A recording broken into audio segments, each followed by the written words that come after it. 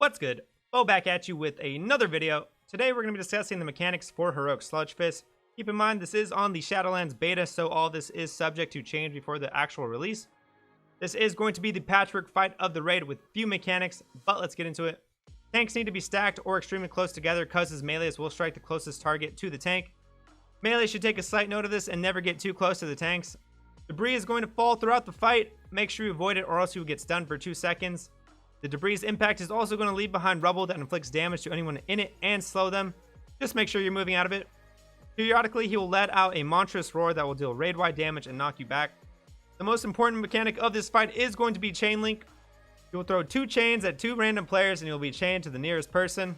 This is going to happen constantly throughout the fight and almost everyone in your raid will be chained at some point. Both players will take constant damage and moving too far away from one another will stun you both for 6 seconds and inflict massive damage. The prior mechanic with his roar knockback could potentially be harmful for the chains and knock you out of range of your partner, so always try to be near each other.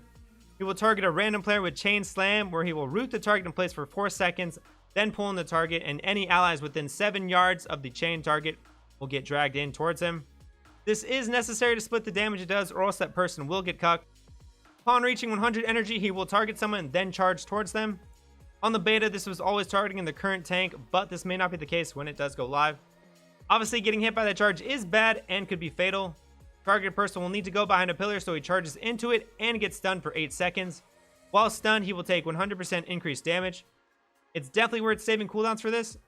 Shattering the pillar will cause constant raid damage for the remainder of the fight. This effect does stack as more pillars do get destroyed. If he fails to hit a pillar, hitting the wall instead, the castle will supposedly collapse and you'll take unhealable raid damage constantly. Periodically, he's also going to be doing destructive stomp. Stomp will inflict massive damage to anyone in the radius and also destroy a pillar if too close to it. You want to position him just outside of the range of the pillar. Definitely don't want a pillar to break before he charges because that decreases the enrage timer since the constant raid damage will just get too overwhelming. Lastly, he will get enraged at 20%, dealing 20% more damage and gaining 20% increased attack speed, where you'll need to burn him down as fast as you can. This fight is probably going to have an insane damage check during progression, but we'll see how it turns out.